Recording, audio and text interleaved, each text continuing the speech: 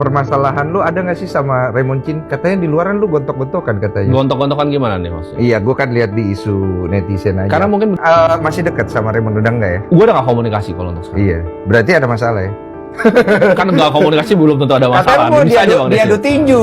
Waktu itu kan, Sama Reza Arab berarti nggak ada masalah juga ya? gue gak ada masalah personal. Soalnya sama dia. kemarin barusan tuh. Oh, kenapa? Jadi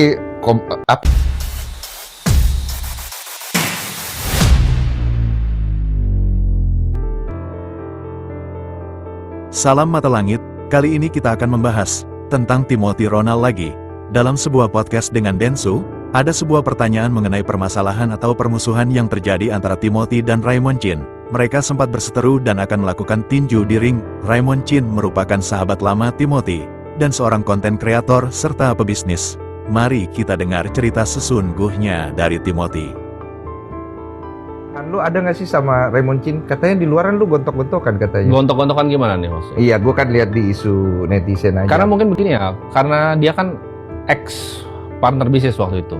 Jadi Ternak Uang tuh tahun 2022, waktu itu Tech Winter Indonesia semua sempat goyang, perusahaannya sempat goyang karena ekspansi karyawan terlalu banyak gitu. Mungkin ada perubahan visi arah bisnis antara apa yang mereka mau dan apa yang gue mau. Oke. Menurut gue sih kalau gue secara personal sama dia, gue nggak ada masalah ya sama dia. Sekarang secara personal gue nggak ada masalah. Setelah itu juga kita selesaiin perusahaannya baik-baik, dia tanda tangan dan itu semua 100% jadi punya gue. Jadi intellectual property-nya 100% itu punya gue. Karena jadi waktu itu gue tuh mayoritas sebenarnya. Oh. Gue itu mayoritas di atas mereka berdua waktu Sama Feli. ada. Iya. Berarti isu di luar ditabrak-tabrakin lu sama Raymond itu nggak ada, itu netizen aja gitu. Menurut ya? gue itu mereka bikin aja karena gini. Oh. Memang betul waktu itu ketika Ternak Uang itu masih ada. Kalau Feli itu mungkin dia ada nama, gue nggak bisa judge ya, nama orang masing-masing punya kehidupan pribadi, kehidupan masing-masing.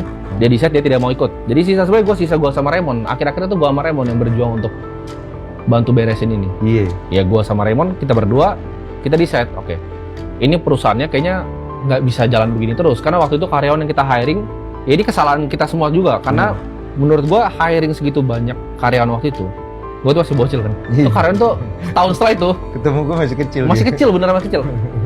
Sebenarnya bisa kita pertahanin terus, uang investornya habisnya 36 miliar sampai 0 tuh bisa. Iya bisa. Tapi kita pikir nggak, kita cut, karyawan sisa 15, uangnya balikin semua ke investor.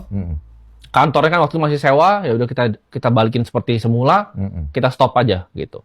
Nah, tapi pertanyaannya setelah itu kan ngapain? Jadi setelah itu Raymond tanda tangan bahwa 100% ini milik gue. Jadi ini 100% sekarang milik gue. Tapi kalau ada masalah di kemudian hari yang dituntut nanti lu Gue, nggak apa-apa? ya gue tuh gue yang tanggung jawab. Oh, lu siap tuh. Gue siap, karena itu gue yang bikin juga sebenarnya. Jadi Ternak Uang itu Foundernya lu? foundernya gue, gitu. Mereka baru Raymond tuh Raymond. join untuk bantu bikin IT-nya. Dia tuh Iya. orang IT, jadi banyak yang tahu Raymond. Raymond tuh dulu orang yang jago IT. Jadi dia tuh jago web design, jago bikin. Gue itu otak yang ngerti investasi dan segala macamnya. Heli itu tuh orang produknya. Iya, lu ibaratnya Dia content content creator. creatornya gitu loh. Gue yang bikin, ya gue yang bikin nama Ternak Uang tuh gue yang bikin. Jadi Ternak Uang tuh ada sebelum ada mereka berdua. Itu udah gue jual dulu sebagai kayak bimbel online gitu 97.000. Iya, lu jadiin branding dulu. Gue tuh. jadiin branding dulu waktu itu abis itu mereka jump in. Raymond tuh bantu bikin secara operasional IT-nya semua, dari website-nya semua itu Raymond yang bikin. Jadi gue itu yang create brandnya dan gue create marketingnya, Raymond tuh yang bikin IT-nya, Feli itu yang bikin produknya. Dan itu menurut gue waktu itu went very well sampai ya Tech Winter waktu itu. Kondisi kita kan gak ada yang paham. Dan balik lagi, gue masih bocah waktu itu mungkin. Gue masih bocah, gue mismanage. Itu kesalahan kita semua menurut gue. Hire segitu banyak orang yang sebenarnya nggak perlu. Akhirnya dari 15 orang ini kan gue harus mikir, 15-nya ngapain? Nah baru abis itu gue bikin itu jadi Akademi Kripto. Jadi 15 orang terakhir yang stay di kapalnya, itu gue kumpulin semua. Oh, ini awalnya Akademi Kripto lu ya? Itu semua timnya Ternak Uang. Oh. Jadi Ternak Uang tuh sebenarnya basically nggak pernah mati Iya, sebenarnya. dia switching aja. Dia switching. Jadi 15 karyawan itu sampai sekarang masih kerja sama Masih dekat sama Raymond, udah enggak ya? gue udah nggak komunikasi kalau untuk sekarang. Iya, berarti ada masalah ya? Kan nggak komunikasi belum tentu ada masalah. Katanya mau Bisa aja Bang Desi. diadu tinju. Waktu itu kan. Iya, gue sempet dengar. Waktu itu. Jadi gini, kan gue waktu itu kebetulan gue berinvestasi di Hollywings Group juga. Iya. Kita kan punya lini bisnis HSS. Iya. Itu kan. Jadi menurut gue itu fun-fun aja lah buat fun-fun Marketing aja ya? Ya bisa dibilang marketing, bisa dibilang fun-fun aja. Oh, nggak ada masalah ya? Gue nggak ada masalah personal. Lalu Timothy juga diisukan tersandung masalah dengan Reza Arab. Timothy sempat menyindir acara maraton Reza Arab yang menurutnya itu tidak ada manfaatnya, atau sama dengan acara sampah. Benarkah demikian? Kita dengar klarifikasinya dari Timothy.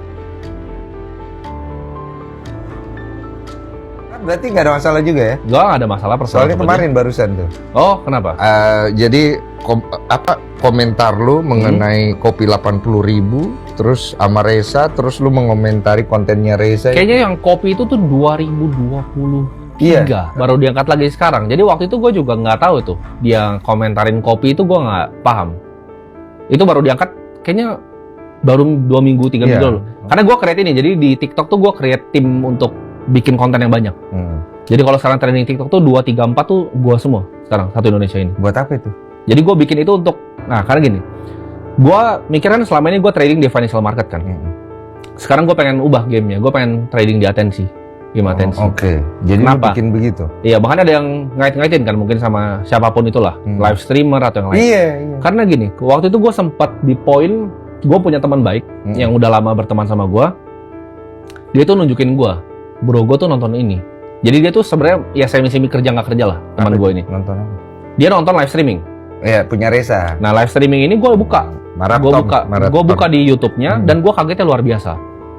Jumlah yang dia tonton itu kayak baris merah itu full. Dan gue scroll semuanya itu full sampai gue videoin di handphone gue. Gue maksudnya di sini gue ngerasa waktu itu kan energi ya.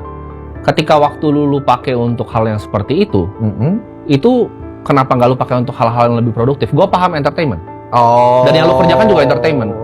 Tapi untuk ngambil waktu dan atensi manusia sebanyak itu, durasinya sebanyak itu menimbulkan keresahan di dalam hati gue. Lu ngapain buang-buang waktu nonton begini panjang durasi? Betul. Padahal waktu lu bisa lu manfaatkan untuk begini-begitu kan? Betul. Dan gue nggak ada problem sama sekali sebenarnya. Sama Rezanya nggak ada. Gue nggak ada personal problem sama sekali. Tapi ketika waktu itu gue sempat, kan ada clippingan tuh di TikTok.